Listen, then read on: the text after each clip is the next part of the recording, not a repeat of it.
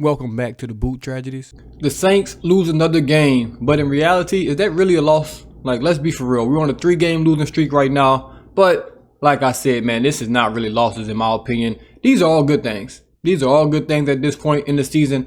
We're out of the playoffs. We have nowhere to go but down, or I guess up, so we can get a higher draft pick. Let's go through this game real quick before I start talking about, my thoughts on some players and things like that. Aiden McConnell, we had him looking like prime Tom Brady out there. 20 for 35, 242 yards, 2 touchdowns. Amir Abdullah, Nebraska Cornhusker, 20 carries, 115 yards. Madison, 10 carries, 32 yards. 38 carries total, 156 yards for the Raiders. We couldn't stop the run. Defensive line, defensive tackle getting blown off the ball. Absolutely terrible performance by them. Receiving Brock Bowers. Everybody knew I tweeted about him. Really wanted him on the Saints. 7 catches, 77 yards on 7 targets. Every time he was through a pass, he caught a pass. Jacoby Myers, 5 catches, 61 yards. Amir Abdullah, 3 catches, 32 yards. On the Saints side of the ball, we can talk about the Saints. Spencer Rattler, 20 for 36, 1 touchdown, 2 interceptions, took 3 sacks for 28 yards. How ironic. 38 QBR, pretty shitty. Quarterback rating, 59.7, pretty shitty. But we'll talk about Spencer Rattler a little more. Also had 3 carries, 46 yards. Clyde Edwards-Helaire, 5 carries, 20 yards. Don't know why he's on this team. Actually, I do LSU thing. He just doesn't have that pop anymore.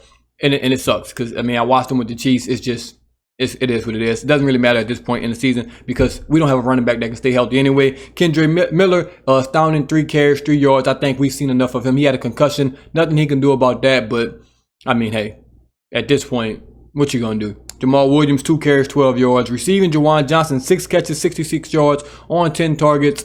He could have had 100 yards and a touchdown on the day. Maybe 2 touchdowns on the day, dropped some balls. But I think overall he played okay. He bounced back after early drop. Foster Moreau, 3 catches, 47 yards and a touchdown.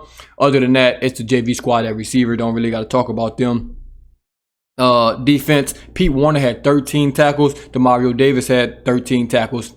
Hey, linebackers, I think we're good. At linebackers, like the only position on the field where I'm like, we're okay. We're okay. Everywhere else, shit.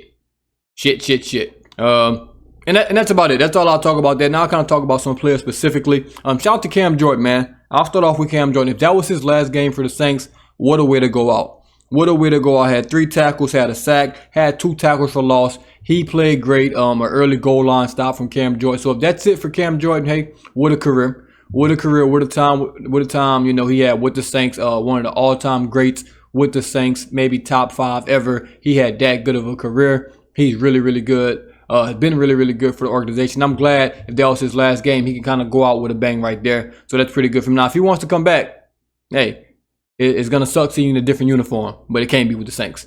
Let's just be honest. Do not let these last 2 games fool y'all from the last 3 years of what we saw from Cam Jordan. Now, I'm not going to be here to go through all that because it was a good game. I want it to be a well send-off, but let's not forget these last 2 to 3 seasons, he's just not been good. He's just not shown anything. So this last game or 2 is not going to convince me that, all of a sudden, Cam Jordan's the man for this job. No, it's over with for that. No offense, but it's time to move on from that. Anybody else on the defense, like Demario Davis, he can come back. If he doesn't, that's going to hurt because I think he's still playing at a pretty high level. He's not all-pro Demario Davis, but he's still a pretty damn good linebacker at this moment. Tyrann Mathieu, another guy I want to mention. This one hurts me more than anything, man. One of the best players I've ever seen at LSU. It's over, though. Like, it's over. It's over. And it sucks. He could have had a pick in that game. He just doesn't have the wheels anymore. He was already never, like, the greatest athlete. So I knew late in his career that he was going to kind of struggle with some of those things because he's just never been a great athlete. But, hey, I think he had a good career. I'm glad he got to put the black and gold on. But also, it's over.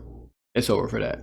Matthew Hayball, it's over for you too. You're not even old or a vet or a legend or anything. It's just over for you because you're just not that good. No offense. Even though I think that was like his best punting day of the year, but still, I'm cool. Blake Grupe had a really, really good year this year. Got to give credit to Blake Grupe. But man, let's talk about this. The Saints are probably locked into a top 10 draft pick.